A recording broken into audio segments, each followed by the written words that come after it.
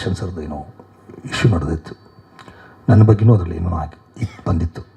But ನಾನು ಇದ್ದೀನಿ ಅಂತ ಹೇಳೋಕ್ಕಂತ ಬರಬೇಕಂದೆ. ಅದೇ ಟೈಮಲ್ಲಿ ನನಗೆ ಓಪನ್ ಆಗಿ ಹೇಳ್ಬಿಡ್ತೀನಿ, ಸರ್ ಇದು ಕೋರ್ಟಲ್ಲಿದೆ ಆದರೂ ಹೇಳಬಾರ್ದು, ದೇವ್ರ ಮೇಲೆ ಬರ ಹಾಕಿ ಹೇಳ್ತೀನಿ. ಅವ್ರ ಮೇಲೆ ಭಾಳ ಅಪಾರವಾದ ಗೌರವ ನನಗೆ. ಆ ಅಪಾರವಾದ ಗೌರವನೇ ನಾನು ಊರು ಬಿಡೋಂಗೆ ಮಾಡ್ತು. ಸ್ಟಾರ್ ಮ್ಯಾನೇಜರ್ ದರ್ಶನ್ ಅವ್ರ ಮ್ಯಾನೇಜರ್ ಆಗಿಯೂ ಕೆಲಸ ಮಾಡಿದೆ. ಎಲ್ಲ ಚೆನ್ನಾಗಿ ನಡೀತಾ ಇತ್ತು ಸರ್. 2003 ಮಾರ್ಚ್ 3 ನಾನು ಇಂಡಸ್ಟ್ರಿ ಕಾಲಿಟ್ಟಿದ್ದು. ಶಿವಣ್ಣ ಅವ್ರ picture Valmiki ಪಿಕ್ಚರಿಂದ MS Rameshwar director, ನಾನು ಅಸಿಸ್ಟೆಂಟ್ ಡೈರೆಕ್ಟರ್ ಆಗಿ ಕೆಲಸ ಮಾಡಿದೆ. ಆವಾಗಲೇ ನನಗೆ ದಿನಕರ್ ಪರಿಚಯ ಆಗಿದ್ದು. ಆ ದಿನಕರ್ ಅವ್ರ ಜೊತೆ ನನ್ನ ಬಾಂಧವ್ಯ ಹೆಚ್ಚಿಗೆ ಬೆಳೀತು. ಹಾಗಾಗಿ ತೂಗುದೀಪ ಪ್ರೊಡಕ್ಷನ್ ಜೊತೆ, ತೂಗುದೀಪ ಫ್ಯಾಮಿಲಿ ಜೊತೆ ನಾನು ಭಾಳ ಕ್ಲೋಸ್ ಆದೆ.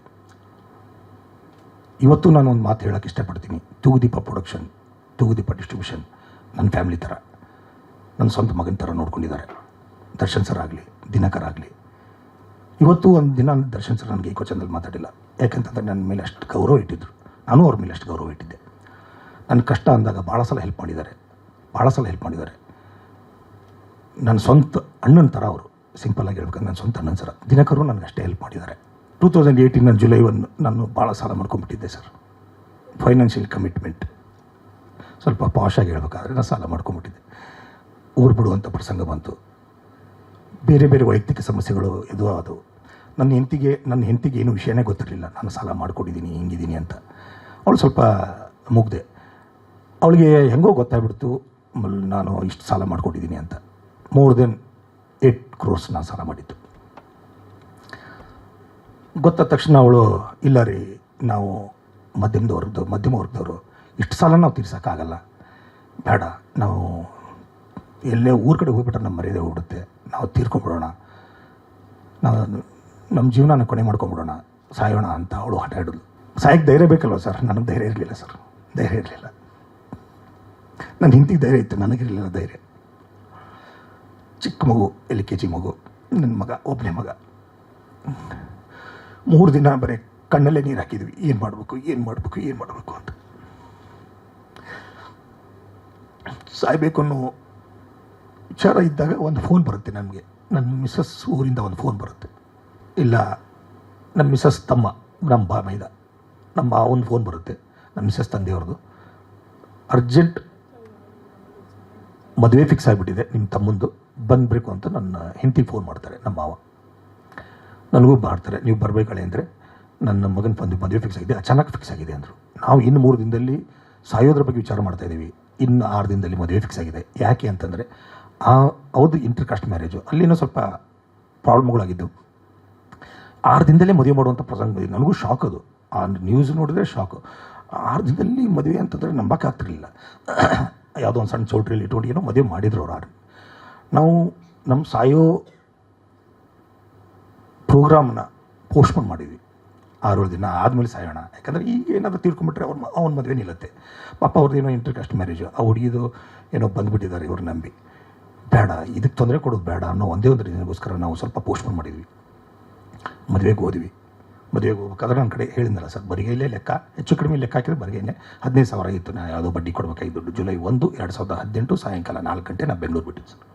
ಬರಿಗೈಲೆ ಬಿಟ್ಟು ಮನೆ ಕಿಲಿ ಹಾಕೊಂಡು ಹೋಗ್ಬೇಕಾದ್ರೆ ಅನ್ನಿಸ್ತಾ ಇತ್ತು, ನಾನು ವಾಪಸ್ ಬರ್ತೀನೋ ಇಲ್ಲೋ, ಏನಾಗ್ತೀನೋ ಅಂತ ಗೊತ್ತಿರಲಿಲ್ಲ.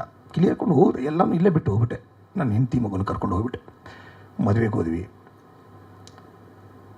ಮದುವೆಯಲ್ಲೂ ನನಗೆ ಉತ್ಸಾಹ ಇರಲಿಲ್ಲ. ಏನಂದರೆ ನನ್ನ ಜೀವನ ಏನಂತ ನನಗೆ ಗೊತ್ತಿಲ್ಲ. ಇಷ್ಟು ಸಾಲ ಮಾಡ್ಕೊಂಡ್ಬಿಟ್ಟಿದ್ದೀನಿ, ಇಷ್ಟು ಪ್ರೆಷರ್ ಇದೆ, ಹೆಂಗೆ ತೀರಿಸ್ಬೇಕು ಅನ್ನೋದು ಗೊತ್ತಿಲ್ಲ. ಆದರೂ ಹೆಂಗೋ ಯಾರಿಗೂ ಗೊತ್ತಾಗ್ಲಾರ್ದಂಗೆ ಹೆಂಗೋ ಜೀವನ 6 ದಿನ ಮ್ಯಾನೇಜ್ ಮಾಡಿದ್ವಿ. ಮದುವೆನೂ ಆಯಿತು. ಈ ಮದುವೆ ಒಂದು ಎಪಿಸೋಡಲ್ಲಿ ಯಾರೋ ಒಬ್ಬ ಒಂದು ಶಕ್ತಿ ಅಂದ್ಕೊಳ್ಳಿ, ದೈವಿ ಶಕ್ತಿನೂ ಅಂದ್ಕೊಳ್ಳಿ, ಯಾರ್ದೋ ಮೂಲಕ ನಮ್ದು ಏನೋ ವಿಷಯ ಗೊತ್ತಾಗ್ಬಿಡುತ್ತೆ. ಯಾರಿಗೂ ಗೊತ್ತಾಗಿ ಅವರು ನಮ್ಮ ಹತ್ರ ಆಣೆ ಪ್ರಮಾಣ ಮಾಡಿಸ್ಕೊಂಡ್ರು. ನಮ್ಮ ಹಿರಿಯರೊಬ್ಬರು, ಇಲ್ಲ ನೀವು ತಪ್ಪು ಮಾಡ್ತಾಯಿದ್ದೀರಾ, ಸಾಯೋದ್ರದ್ದು ಇಂಪಾರ್ಟೆಂಟ್ ಅಲ್ಲ, ಸಾಯೋದ್ರಿಂದ ಏನೂ ಸಿಗಲ್ಲ. ನನಗೂ ಗೊತ್ತು, ನಾನು ಸಾಯೋಕ್ಕೆ ನನಗೆ ಇಷ್ಟ ಇರಲಿಲ್ಲ. ನನ್ನ ಹೆಂಡತಿ ಹಠ ಹಂಗಿತ್ತು, ಸಾಯೋಣ ರೀ, ಬೇಡ ರೀ, ನಾವು ಬದುಕೋಕ್ಕಾಗಲ್ಲ ರೀ, ಮುಖ ತೋರ್ಸೋಕ್ಕಾಗಲ್ಲ ರೀ ಅಂತ. ಬಟ್ ಏನು ಮಾಡೋದು, ಈಗ ಅವಳನ್ನೂ ಬಿಡೋಕ್ಕಾಗಲ್ಲ, ಹೆಂಡ್ತಿನೂ ಬಿಡೋಕ್ಕಾಗಲ್ಲ. ಇತ್ಲಾಗೆ ನನ್ನ ಪರಿಸ್ಥಿತಿ ಬೇರೆ ಹಿಂಗಿದೆ.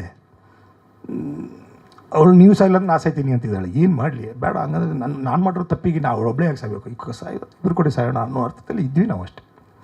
ಅದು ಏನೋ 1 ಎಳೆ ತಪ್ಪಿದರೆ 1000 ಎಳೆ ತಪ್ಪಿದಂಗೆ ಅಂತಾರೆ. ಯಾವುದೋ ಒಂದು ಶಕ್ತಿ ಮೂಲಕ ಅದು ತಪ್ಪಿತು, ನಾವು ಸಾಯಲಿಲ್ಲ ಸರ್. ನನ್ನ ಹೆಂಡ್ತಿನೇ ಮನಸ್ಸು ಚೇಂಜ್ ಮಾಡಿದ್ಲು, ನನಗೆ ಮನಸ್ಸಿರಲಿಲ್ಲ. ನಾನು ಹೆಂಡ್ತಿನ ಚೇಂಜ್ ಮಾಡಿದ್ಲು. ಆಯ್ತು ರೀ, ನಿಮ್ಗೆ ಹೆಂಗೆ ಅನ್ಸುತ್ತೆ ಹಂಗೆ ಮಾಡಿ ಅಂದು. ಜುಲೈ 1ನೇ ತಾರೀಕು ನಾನು ಬೆಂಗಳೂರು ಬಿಟ್ಟಿದ್ದು. ಜುಲೈ 6ನೇ ತಾರೀಕು ನನ್ನ ಅಳಿಯನ ಮದುವೆ ಇದ್ದಿದ್ದು. ಜುಲೈ 7ನೇ ತಾರೀಕು ನಾನು ಈ ಊರು ಬಿಟ್ಟು ಹೊರಟೆ. ಬಟ್ ನನ್ನ ಹೆಂಡ್ತಿಗೆ ಹೇಳಿದ್ದೆ, ನಾನು ಎಲ್ಲೋ ಹೋಗ್ತಾಯಿದ್ದೀನಿ, ಏನೋ ಮಾಡ್ತಾಯಿದ್ದೀನಿ, ಸಾಯಲ್ಲ, ಬದುಕ್ತೀನಿ, ವಾಪಸ್ ಬರ್ತೀನಿ, ನನ್ನ ಮೇಲೆ ನೀನು ನಂಬಿಕೆ ಇಡು ಅಂತ ನನ್ನ ಹೆಂಡ್ತಿಗೆ ಒಬ್ಬಳಿಗೆ ಹೇಳಿದ್ದೆ ನಾನು. ಮಾತ್ರ ಎಲ್ಲಿ ಹೋಗ್ತೀನಿ ಅಂತ ನಿನಗೂ ಹೇಳಲ್ಲ, ಯಾಕಂದರೆ ನೀವು ಹುಡ್ಕೋ ಪ್ರಯತ್ನ ಮಾಡ್ತೀರಾ, ಯಾರಿಗೂ ಹೇಳಲ್ಲ. ನಾನು ಹೋಗ್ತೀನಿ, ಬಟ್ ಒಂದು ದಿನವಾದರೂ 1 or the other day I will come back ಅಂತಂತಂದು ನಾನು ಒಂದು ನಂಬಿಕೆ ಇತ್ತು. ಆ ನಂಬಿಕೆಯಲ್ಲೇ ನಾನು ಹೊರಟೆ. ನಾನು ಅಡ್ಡಾಡ್ಲಾರ ಜಾಗ ಇಲ್ಲ ಸರ್. ಅವತ್ತೇ ಸಿಮ್ ಆಫ್ ಮಾಡಿದೆ. ಜುಲೈ 7ನೇ ತಾರೀಕು ರಾತ್ರಿ 1:30 ನಾನು ಮೊಬೈಲ್ ಆಫ್ ಮಾಡಿದ್ದೀನಿ, ಸಿಮ್ ಆಫ್ ಮಾಡಿದ್ದೀನಿ. ಮಾಡೋಕ್ಕಿಂತ ಮುಂಚೆ ನಾನು ಯಾರ್ಯಾರು ದುಡ್ಡು ಕೊಡಬೇಕಾಗಿತ್ತು, ಯಾರ ಜೊತೆ ನನ್ನ ಕಮಿಟ್ಮೆಂಟ್ಸ್ ಇತ್ತು, ಎಲ್ಲರಿಗೂ ಒಂದು ಮೆಸೇಜ್ ಹಾಕಿದ್ದೀನಿ. ಸರ್ ನಾನು ತೊಂದರೆಯಲ್ಲಿದ್ದೀನಿ, ನಾನು ನಿಮ್ಗೆ ದುಡ್ಡು ಕೊಡಬೇಕಾಗಿತ್ತು, ಕೊಡೋಕ್ಕಾಗಿಲ್ಲ, ಇವತ್ತು ನನ್ನ ಪರಿಸ್ಥಿತಿ ಸರಿ ಇಲ್ಲ, ನಾನು ಊರು ಬಿಟ್ಟು ಹೋಗ್ತಾಯಿದ್ದೀನಿ, ಐ ವಿಲ್ ಕಮ್ ಬ್ಯಾಕ್, ನಾನು ಪ್ಲೀಸ್ ಫಾರ್ ಗಿವ್ ಮೀ, ನಾನು ಕ್ಷಮಿಸಿಬಿಡಿ ಅಂತ ಎಲ್ಲರಿಗೂ ಒಂದೊಂದು ಮೆಸೇಜ್ ಹಾಕಿದೆ ಸರ್. ಒಬ್ಬರನ್ನು ಬಿಟ್ಟಿಲ್ಲ, ಯಾರೋ ಒಬ್ಬರು ಮಿಸ್ ಆಗಿರ್ಬೋದು ಅಷ್ಟೇ, ಗೊತ್ತಿಲ್ಲ. ನಾನೊಂದು 20-23 ಜನ ಇರ್ಬೇಕು ಸರ್. ನಾನು ಕಮಿಟ್ಮೆಂಟ್ ಮಾಡ್ಕೊಂಡಿದ್ದು ಇಂಡಸ್ಟ್ರಿಯಲ್ಲಿ, ಅಂದರೆ 15 ವರ್ಷ ಸರ್ವೀಸಲ್ಲಿ. ಎಲ್ಲರಿಗೂ ಒಂದೊಂದು ಮೆಸೇಜ್ ಹಾಕಿದೆ. ಮೆಸೇಜ್ ಹಾಕಿ ಮೊಬೈಲ್ ಆಫ್ ಮಾಡಿಬಿಟ್ಟೆ. ರಾತ್ರಿ 1:30 ಯಾರೂ ಎಚ್ಚರ ಇರಲ್ಲ, ಯಾರಾದರೂ ನಂಗೆ ರೆಸ್ಪಾನ್ಸ್ ಮಾಡೋಕ್ಕಾಗಲ್ಲ ಆ ಟೈಮಲ್ಲಿ ಅನ್ನೋ ಒಂದೇ ಒಂದು ಧೈರ್ಯ. ಬಟ್ ನನಗೆ ಬೇರೆ ಆಪ್ಷನ್ ಇರಲಿಲ್ಲ ಸರ್. ಅಷ್ಟೊತ್ತಿಗೆ ಮೆಸೇಜ್ ಹಾಕಿಬಿಟ್ಟು ಮೊಬೈಲ್ ಸಿಮ್ ಎಸ್ದುಬಿಟ್ಟೆ ನಾನು. ಸಿಮ್ ಎಸ್ದುಬಿಟ್ಟು ಯಾವುದೋ ಒಂದು ಹರಿಯೋ ನದಿಯಲ್ಲಿ ಎಸ್ದುಬಿಟ್ಟೆ ನಾನು. ಕುಂದಾಪುರದ ಹತ್ರ, ಅದನ್ನು ಹೇಳ್ತೀನಿ, ಕುಂದಾಪುರದ ಹತ್ರ ಒಂದು ನದಿ, ಅಲ್ಲಿ ಹೋಗ್ತಾ ಇದ್ದೆ, ಅಲ್ಲಿ ಎಸ್ದೆ. ಅಲ್ಲೊಂದು ದಿನ ಇದ್ದೆ. ಅಲ್ಲಿಂದ ನಾನು ಸೌದತ್ತಿ ಎಲ್ಲಮ್ಮನ ಬಂದೆ, ಎಲ್ಲಮ್ಮನ ದರ್ಶನ ತೊಗೊಂಡೆ. ಅಲ್ಲಿಂದ ನಾನು ಹಾಗೆ ನನ್ನ ಜರ್ನಿ ಸ್ಟಾರ್ಟ್ ಮಾಡಿದೆ. ಅಷ್ಟರಲ್ಲಿ ನನ್ನ ಫ್ರೆಂಡ್ಗೊಬ್ಬನಿಗೆ ಫೋನ್ ಮಾಡಿದೆ, ನನಗೆ ಹಿಂಗೆ ಆಗಿಬಿಟ್ಟಿದೆ, ಪ್ರವೀಣ್ ಅಂತ. ಇವತ್ತು ಅವನು ಈಸ್ ನೋ ಮೋರ್. ಪ್ರವೀಣ್ ಅಂತ ಅವ್ರ ಗದಗದವರು. ಅವ್ನು ನಂದೆಲ್ಲ ಒಂದು A to Z ಗೊತ್ತಿತ್ತು. ಅವ್ನಿಗೆ ಹೇಳಿದೆ, ಹಿಂಗೆ ಆಗಿಬಿಟ್ಟಿದೆ ಕಣವ, ನಾನು ಊರು ಬಿಡುವಂಥ ಪ್ರಸಂಗ ಬಂದುಬಿಟ್ಟಿದೆ, ನಾನು ಬಿಡ್ತಾಯಿದ್ದೀನಿ, ಸ್ವಲ್ಪ ದುಡ್ಡು ಕೊಡೋ ಅಂದೆ. ಕೊಟ್ಟವನು ಒಂದಿಷ್ಟು ದುಡ್ಡನ್ನು ಅರೇಂಜ್ ಮಾಡಿದ. ಆ ದುಡ್ಡನ್ನು ತೊಗೊಂಡು ನಾನು ಹೊರಟೆ. ಒಂದು 50,000ವರೆಗೂ ದುಡ್ಡಿತ್ತು ನನಗೆ. ಈಗ ಒಂದು 10-15 ದಿನ ಜೀವನ ಮಾಡೋಕ್ಕೆ ನನಗೇನು ತೊಂದರೆ ಇರಲಿಲ್ಲ. ಆ ರೇಂಜಿಗೆ ಹೋದೆ. ನನ್ನ ಕಡೆ ಒಂದು 50,000 ರೂಪಾಯಿ ಇತ್ತು. ಮದುವೆಗೆ ಬಂದ ಸ್ವಲ್ಪ ಖರ್ಚಾಗಿ ಒಟ್ಟು ಎಲ್ಲನೂ. ನಾನು ಕೊಲ್ಲಾಪುರ್ಗೆ ಹೋದೆ, ಸೊಲ್ಲಾಪುರ್ಗೆ ಹೋದೆ, ನಾಂದೇಡ್ಗೆ ಹೋದೆ, ನಾಗ್ಪುರ್ಗೆ ಹೋಗಿದ್ದೀನಿ, ಕಾಶಿಗೆ ಹೋಗಿದ್ದೀನಿ. ನಾರ್ತ್ ಇಂಡಿಯಾ ಎಲ್ಲ ತಿರುಗಿಬಿಟ್ಟಿದ್ದೀನಿ ಸರ್. ನಾನು ಒಂದೇ ಪ್ಲೇಸಲ್ಲಿ ಒಂದೇ ದಿನ ಒಂದಿಷ್ಟು ದಿವಸ ಇರ್ತಿದ್ದೆ, ಮತ್ತು ಬೇಜಾರಾದ ತಕ್ಷಣ ನಿಂತು ಕಡೆ ಹೋಗ್ತಿದ್ದೆ, ಬೇಜಾರಾದ ತಕ್ಷಣ ನಿಂತು ಕಡೆ ಹೋಗ್ತಿದ್ದೆ. ನಾನೊಬ್ಬ ಇಂಜಿನಿಯರ್. ನಾನು ಇಂಜಿನಿಯರಿಂಗ್ ಕಲ್ತಿರೋದ್ರಿಂದ ನನಗೆ ಸ್ವಲ್ಪ ಲ್ಯಾಂಗ್ವೇಜ್ ಪ್ರಾಬ್ಲಮ್ ಇರಲಿಲ್ಲ. ನಂದು ಹಿಂದಿ ಚೆನ್ನಾಗಿದೆ, ಇಂಗ್ಲೀಷ್ ಒಂದು ರೇಂಜಿಗೆ ಮ್ಯಾನೇಜಬಲ್. ಹೀಗಾಗಿ ನಾನು ಎಲ್ಲೇ ಕಡೆ ಜಾಬ್ ಮಾಡೋಕ್ಕೆ ನನಗೇನು ತೊಂದರೆ ಆಗ್ತಾಯಿರಲಿಲ್ಲ. ಎಲ್ಲೇ ಒಂದು ಟೂರಿಸಮ್ ಡಿಪಾರ್ಟ್ಮೆಂಟಲ್ಲಿ ಕೆಲಸ ಮಾಡಿದೆ, ಯಾವುದೋ ಒಂದು ಪೈಪ್ ಫ್ಯಾಕ್ಟ್ರಿಲಿ ಕೆಲಸ ಮಾಡಿದ್ದೀನಿ, ಯಾವುದೋ ಒಂದು ರಿಯಲ್ ಎಸ್ಟೇಟಲ್ಲಿ ಕೆಲಸ ಮಾಡಿದ್ದೀನಿ. ಒಂದಲ್ಲ ಎರಡಲ್ಲ ಸಾವಿರಾರು ಕೆಲಸ. ಹೋಟೆಲಲ್ಲಿ ಕೆಲಸ ಮಾಡಿದ್ದೀನಿ, ರೆಸಾರ್ಟಲ್ಲಿ ಕೆಲಸ ಮಾಡಿದ್ದೀನಿ. ನನಗೆ ತೃಪ್ತಿ ಆಗೋವರೆಗೂ ಒಂದಿಷ್ಟು ಕೆಲಸ ಮಾಡ್ತಿದ್ದೆ. ಬೇಡ ಅನ್ನಿಸ್ತದೆ, ಇನ್ನೊಂದು ಜಾಗಕ್ಕೆ ಚೇಂಜ್ ಮಾಡ್ತಿದ್ದೆ. ಈ ಮಧ್ಯದಲ್ಲಿ ನಾನು ನನ್ನ ಮಿಸಸ್ಗೆ ಲೆಟರ್ ಬರೆದೆ, ನಾನು ಇದ್ದೀನಿ, ನಾನು ಹುಡ್ಕೋ ಪ್ರಯತ್ನ ಮಾಡಬೇಡಿ. ಮಿಸಸ್ಗೂ ಬರೆದೆ, ನಮ್ಮ ತಂದೆ ತಾಯಿಗೂ ಬರೆದೆ, ನಾನಿದ್ದೀನಿ, ನಾನು ಹುಡ್ಕೋ ಪ್ರಯತ್ನ ಮಾಡಬೇಡಿ, ಬರ್ತೀನಿ, ನಾನು ಆದಷ್ಟು ಬೇಗ ಬರ್ತೀನಿ, ನಾನು ಸಾಯಲ್ಲ. ಗೊತ್ತಿಲ್ಲ ನಾನು ಯಾವಾಗ ಬರ್ತೀನಿ ಅಂತ. ಬರ್ತೀನಿ, ನೀವು ಯಾವುದೋ ಕಾರಣಕ್ಕೆ ಹುಡ್ಕೋ ಪ್ರಯತ್ನ ಮಾಡುವಂತೆ ಒಂದು ಲೆಟರ್ ಬರೆದು ಹಾಕಿದೆ.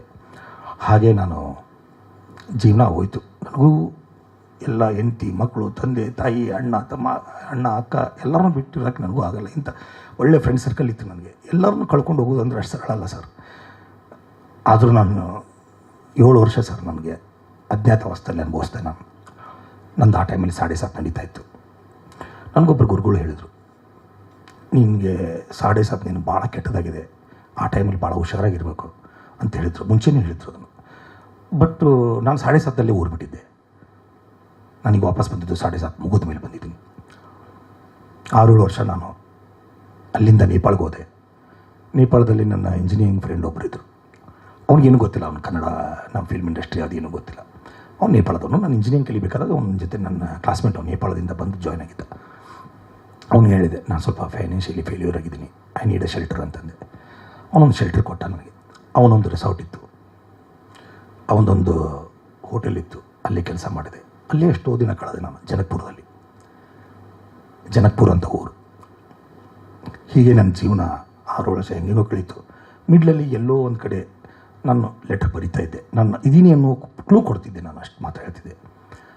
ನನ್ನ ಫ್ರೆಂಡ್ ಪ್ರವೀಣ್ ಅನ್ನೋ ಒಂದು ಕಡೆ ಅವನಿಲ್ಲ ಈಗ, ನೋ ಮೋರ್, ಅವನೇ ನನಗೆ ದುಡ್ಡು ಕೊಟ್ಟಿದ್ದು. ಪಾಪ ಅವನು ನೋಡೋಕ್ಕೂ ಆಗಲಿಲ್ಲ ನಾನು, ಪಾಪ ನನ್ನ ಕಷ್ಟದಲ್ಲಿ ಹೆಲ್ಪ್ ಮಾಡಿದವನು.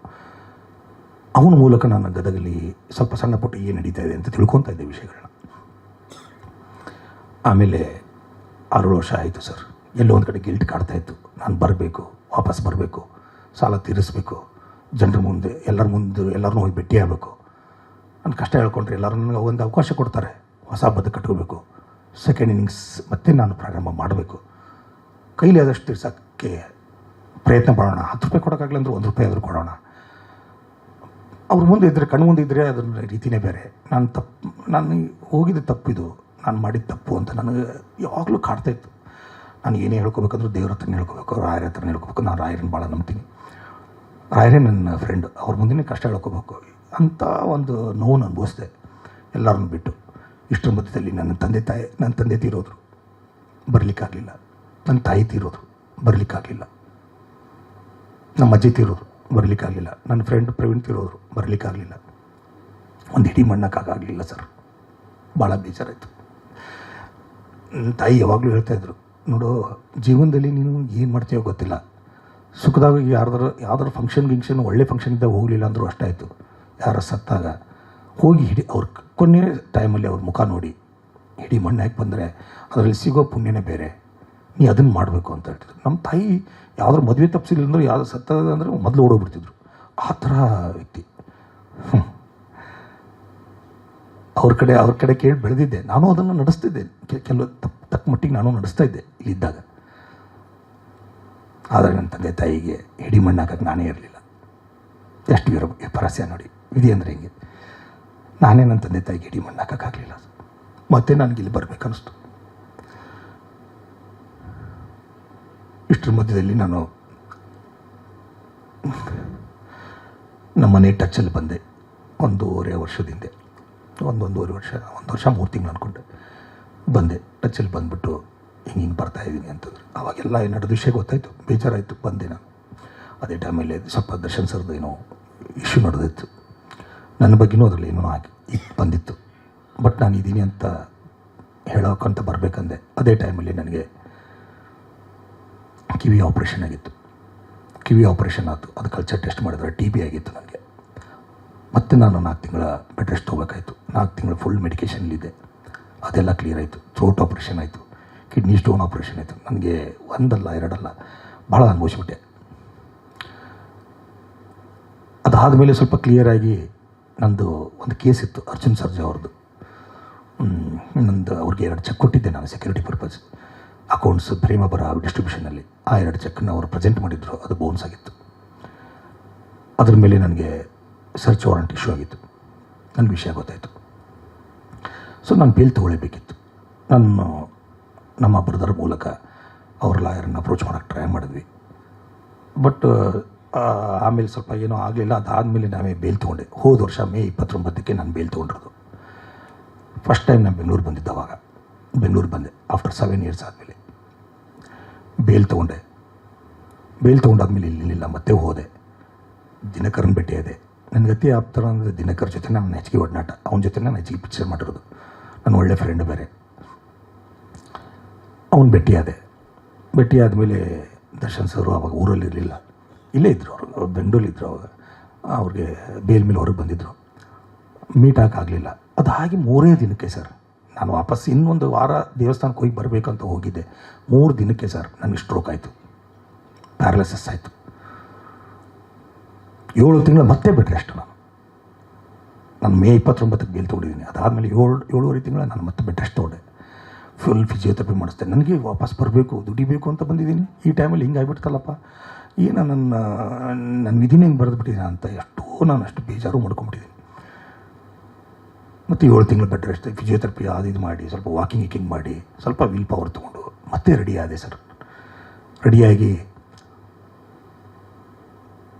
ಬೆಂಗಳೂರಿಗೆ ಬಂದೆ. ನಾನು ಏನು ಮಾಡಿದೆ ಅಂದರೆ, ಮೊದಲೇ ಕೆಲಸ, ಈಗ 1.5 ತಿಂಗಳಿಂದ ಬಂದೆ ಬೆಂಗಳೂರಿಗೆ. ನಾನು ಯಾರಿಗೂ ಪ್ರೆಸ್ ಮೀಡಿಯಾದವ್ರಿಗೆ ಯಾರಿಗೂ ಸಿಗಲಿಲ್ಲ. ಫಸ್ಟಿಗೆ ಸಿಗಬೇಕು ಅಂದ್ಕೊಂಡಿದ್ದೆ, ಸಿಗಲಿಲ್ಲ. ಒಬ್ಬ ಗುಡ್ ಫ್ರೆಂಡ್ ಹೇಳಿದ್ರು, ಇಲ್ಲ ನೀನು ಯಾರ್ಯಾರ ಹತ್ರ ದುಡ್ಡು ತೊಗೊಂಡಿದ್ದೀಯ ಅವ್ರು ಮೊದಲು ಅಪ್ರೋಚ್ ಆಗು, ಆಮೇಲೆ ಪ್ರೆಸ್ ಮೀಟ್ ಮಾಡು ಅಂತಂದರು. ನನಗೇನು ಆ ಮೂಮೆಂಟಲ್ಲಿ ಹಂಗೆ ಅನ್ನಿಸ್ತು. ಅವ್ರು ಹೇಳಿದ್ದು ಕರೆಕ್ಟ್ ಅನ್ನಿಸ್ತು. ನಾನು ಯಾರ ಹತ್ರ ದುಡ್ಡು ತೊಗೊಂಡಿದ್ದೀನಿ ಇಷ್ಟರ ಮನೆಗೆ ಸರ್ 23-24 ಜನ ಇದ್ದಾರೆ, ಅಲ್ಲಿ ಒಬ್ಬರು ಇಬ್ಬರು ಸಿಕ್ಕಿಲ್ಲ ನನಗೆ. ಇಷ್ಟರ ಮನೆಗೂ ನಾನು ಹೋಗಿದ್ದೀನಿ ಸರ್, ಎಲ್ಲರ ಮನೆಗೂ ಹೋಗಿದ್ದೀನಿ. ನಾನು ಕೊಡ್ತೀನಿ, ಸ್ವಲ್ಪ ಕಾಲಾವಕಾಶ ಕೊಡಿ. ನಾನು ಸೋತಿದ್ದೀನಿ, ನಿಜ ಸತ್ತಿಲ್ಲ. ನಿಮ್ಮ ಕಣ್ಣು ಮುಂದೆನೇ ಇರ್ತೀನಿ, ಏನೋ ದುಡಿತೀನಿ, ಎಷ್ಟಾಗ್ತಷ್ಟು ದಿವಸ ಪ್ರಯತ್ನ ಮಾಡ್ತೀನಿ. ನನಗೊಂದು ಅವಕಾಶ ಕೊಡಿ, ಬದುಕಕ್ಕೆ ಒಂದು ಅವಕಾಶ ಕೊಡಿ, ಸೆಕೆಂಡ್ ಇನ್ನಿಂಗ್ಸ್ ಆರಂಭಿಸೋಕ್ಕೆ ಒಂದು ಅವಕಾಶ ಕೊಡಿ ಅಂತ ಎಲ್ಲರದ್ದು ರಿಕ್ವೆಸ್ಟ್ ಮಾಡಿಕೊಂಡೆ. ಗೊತ್ತಿಲ್ಲ ಸರ್, ರಾಯರು ಎಲ್ಲರೂ ಹೃದಯದಲ್ಲಿ ಬಂದಿದ್ರು ಏನೋ ಗೊತ್ತಿಲ್ಲ, ಎಲ್ಲರೂ ಒಳ್ಳೆತನದಲ್ಲೇ ನನ್ನ ಕಳಿಸ್ಕೊಟ್ರು. ಎಲ್ಲರೂ ಟೀ ಕಾಫಿ ಎಲ್ಲ ಕುಡಿಸಿ, ಏನಾಗಲ್ಲ, ನೀನು ಒಳ್ಳೆ ಉದ್ದೇಶದಿಂದ ಬಂದಿದೆಯಾ, ನೀನೇನು ₹1 ದುಡ್ಡು ತೊಗೊಂಡಿಲ್ಲ, ನಮಗೆ ಗೊತ್ತು. ನೀನು ಕೊಡಬೇಕು ಅನ್ನೋ ಉದ್ದೇಶದಿಂದ ವಾಪಸ್ ಬಂದಿದ್ದೆಲ್ಲ, ಮನೆವರೆಗೂ ಹುಡ್ಕೊಂಡು ಬಂದಿದ್ದೆಲ್ಲ, ಅದೇ ಗ್ರೇಟು. ನೀನು ಅರ್ಧ ಗೆದ್ದಂಗೆ, ನೀವು ಹೋಗು, ನಾವೆಲ್ಲ ನಿನ್ನ ಸಪೋರ್ಟಿಗೆ ಇರ್ತೀವಿ, ನಿನ್ಗೆ ಆದ ಕೊಡು ಅಂತ ಎಲ್ಲರೂ ಒಂದೊಂದು ಥರ ಧೈರ್ಯ ಹೇಳಿ ಕಳಿಸಿದರು. ಒಳ್ಳೆತನ ಹಿಂಗೂ ಇರುತ್ತೆ ಅಂತ ಗೊತ್ತಾಗಿದ್ದೆ ನಾನು ಇವ್ರನ್ನೆಲ್ಲನೂ ಮೀಟ್ ಆದಾಗ. ಖುಷಿ ಆಯಿತು. ಎಲ್ಲರನ್ನೂ ಮೀಟ್ ಆದಮೇಲೆ ಪ್ರೆಸ್ ಮೀಟ್ ಮಾಡಬೇಕು ಅಂತ ಡಿಸೈಡ್ ಮಾಡಿದೆ. ಅಷ್ಟರಲ್ಲಿ ಮೊನ್ನೆ ಯಾರನ್ನೋ ಮೀಟ್ ಹಾಕೊಂಡು ಹೋದಾಗಲೇ ಒಂದು ಸಿನಿ ಬಜ್ಜಲ್ಲಿ ಒಂದು ಕಡೆ ಬಂತು. ನಾನು ಅಷ್ಟೊತ್ತಿಗೆ ರೆಡಿಯಾಗಿದ್ದೆ. PR ಸರ್ ವೆಂಕಟೇಶ್ ಸರಿ ಫೋನ್ ಮಾಡಿದ್ದೆ ಮಂಗಳವಾರ ಬೆಳಗ್ಗೆ. ಅವ್ರು ಊರಲ್ಲಿ ಇರಲಿಲ್ಲ, ಬುಧವಾರ ಸಿಗ್ತೀನಿ ಅಂತಂದರು. ನಿನ್ನೆ ಸಿಕ್ಕು ಎಲ್ಲ ಮಾತಾಡಿ ಇವತ್ತು ಅರೇಂಜ್ ಮಾಡಿ ನಿಮ್ಮ ಎದುರುಗಡೆ ಬಂದು ಕೂತಿದ್ದೀನಿ ಸರ್. ನಾನು ಬೆಂಗಳೂರು ಬಿಡಬೇಕಾದ್ರೂ ಬರಗೈಲಿದ್ದೆ, ಇವತ್ತು ಬರಗೈಲಿದ್ದೀನಿ. ಏನೋ ಮಾಡ್ತೀನಿ ಅಂತ ಬಂದಿದ್ದೀನಿ. ನಿಮ್ಮೆಲ್ಲರದ್ದು ಸಹಕಾರ ಬೇಕು, ಸಪೋರ್ಟ್ ಬೇಕು. ಸೋತಿದ್ದೀನಿ, ಆದರೆ ಇನ್ನೂ ಸತ್ತಿಲ್ಲ, ಏನೋ ಮಾಡ್ತೀನಿ, 100% ಮಾಡ್ತೀನಿ. ಇನ್ನು ದರ್ಶನ್ ಸರ್, ನಾನು ಐರಾವತ ಪಿಕ್ಚರ್ ನಡಿಬೇಕಾದಾಗ ದರ್ಶನ್ ಸರ್ ಇಲ್ಲೇ ಮಂಚಿನ ಬೆಲೆಯಲ್ಲಿ ಶೂಟಿಂಗ್ ನಡೀತಾ ಇತ್ತು. ಒಂದು ಸಲ ಹೋದೆ. ನನಗೆ ಆವಾಗಲೇ ಅದು 2015 ಆವಾಗೊಂದು 5 ಕೋಟಿವರೆಗೂ ಇತ್ತು ಸಾಲ ನನಗೆ. ಬಟ್ ನನಗೆ ಆ ಟೈಮಲ್ಲಿ ಅರ್ಜೆಂಟ್ ಕುತ್ತಿಗೆ ಬಂದಿರೋ ಕಮಿಟ್ಮೆಂಟ್ 1 ಕೋಟಿವರೆಗೂ ಇತ್ತು. ನಾನು ಅನಿವಾರ್ಯವಾಗಿ ಆ 1 ಕೋಟಿ ಅಷ್ಟೇ ನಾನು ದರ್ಶನ್ ಸರ್ ಹತ್ರ ಹೋಗಿ ಫುಲ್ 5 ಕೋಟಿ ಅಂತ ಹೇಳಲಿಲ್ಲ. ನನಗೆ ಸರ್ 1 ಕೋಟಿ ಸಾಲ ಇದೆ ಕೊಡಿ ಅಂದೆ. ಇಮಿಡಿಯೇಟ್ ಕೊಟ್ಟರು ಸರ್, ಇಮಿಡಿಯೇಟ್ ಕೊಟ್ಟರು. ದರ್ಶನ್ ಸರ್ ಹೆಲ್ಪ್ ಮಾಡಿದ್ದಾರೆ. ಆದರೆ ಮತ್ತೆ ಹಿಡಿದಿದೆ. ನಾನು ಬಿಸ್ನೆಸ್ ಮಾಡೋಕ್ಕಂತ ಹೋದೆ, ನಾನು ಹಿಡಿದಿದೆ. ಅದು ನನ್ನ ಸ್ವಯಂಕೃತ ಅಪರಾಧಗಳು. ನಾನೇನು ಒಳ್ಳೆ ಸಾಚ ಅಲ್ಲ ಸರ್. ನಾನೇನೋ ದುಡಿಬೇಕು ಮಾಡಬೇಕು ಅಂತ ಹೋದೆ, ತಪ್ಪು ಮಾಡಿದ್ದೀನಿ. ಸ್ವಯಂಕೃತ ಅಪರಾಧಗಳು ಆಗಿದ್ದೇವೆ ನನ್ನಿಂದ, ನಾನು ಆಗಿಲ್ಲ ಅಂತ ಹೇಳ್ತಾ ಇಲ್ಲ. ಈ ಮಧ್ಯದಲ್ಲಿ ಮತ್ತೆ ನಾನು ಲಾಸ್ ಆದೆ. ಮತ್ತೆ ಪದೇ ಸಾವಿರಿಗೆ ಅಳೋರು ಯಾರು ಸರ್? ನಾನು ಮತ್ತೆ ಹೋಗಿ ಹೆಂಗೆ ಸರ್ ಒಂದು ದರ್ಶನ್ ಸರ್ ಮುಂದೆ ಮುಖ ಎತ್ತಿ ಕೇಳೋ ಪರಿಸ್ಥಿತಿ ಇರಲಿಲ್ಲ ಸರ್. ಕೇಳಿದ್ರೆ ಹೆಲ್ಪ್ ಮಾಡ್ತಿದ್ರು ಏನೋ ಗೊತ್ತಿಲ್ಲ, ನಾನು ಹೋಗಲಿಲ್ಲ ಸರ್. ಇವತ್ತು ಯಾವ ದೇವ್ರ ಮುಟ್ಟಿ ಹೇಳಿ ಅಂದರೂ ಹೇಳ್ತೀನಿ ಸರ್, ನನ್ನ ದರ್ಶನ್ ಸರ್ಗೆ ನಾನು ಹೊರಗೆ ಹೋಗೋ ವಿಷಯನೇ ಗೊತ್ತಿಲ್ಲ, ಹೊರಗಡೆ ಹೋಗೋ ವಿಷಯನೇ ಗೊತ್ತಿಲ್ಲ ಸರ್. ನಾನೇ ಹೋಗಿದ್ದು ಅಷ್ಟೇ. ಸಾಯ್ಬೇಕಂತ ಹೋದವನು ಅಂತ ಹೇಳಿದ್ನಲ್ಲ ಸರ್, ನಾನು ಎಲ್ಲಿದ್ದೀನಿ ಅಂತಲೂ ಗೊತ್ತಿಲ್ಲ. ಅವ್ರದ್ದು ಎಲ್ಲ ಇವತ್ತಿನವರೆಗೂ ಸರ್ ನನ್ನ ಬಗ್ಗೆ ಏನೇನೋ ಅಪವಾದಗಳು ಬಂದಿದ್ದಾರೆ. ನಾನು ಯಾವುದಕ್ಕೂ ಏನಿಲ್ಲ. ನಾನು ಏನು ಹೇಳ್ಬೇಕಂತ ಹೇಳಿದೆ, ತೂಗುದೀಪ ಪ್ರೊಡಕ್ಷನ್ ಆಗಲಿ, ತೂಗುದೀಪ ಡಿಸ್ಟ್ರಿಬ್ಯೂಷನ್ ನನ್ನ ಮಾತೃ ಸಂಸ್ಥೆ ಇದ್ದಂಗೆ ಸರ್. ನಾನು ಚೆನ್ನಾಗಿ ನೋಡ್ಕೊಂಡಿದ್ದಾರೆ. ಅಲ್ಲಿಂದ ಅನ್ನ ಹೊಂದಿದ್ದೀನಿ. ಅಲ್ಲಿಂದ ಸ್ವಲ್ಪ ನಾನು 4 ಜನರ ಪರಿಚಯನೂ ಆಗಿದ್ದೀನಿ, ಹೆಸರು ತೊಗೊಂಡಿದ್ದೀನಿ.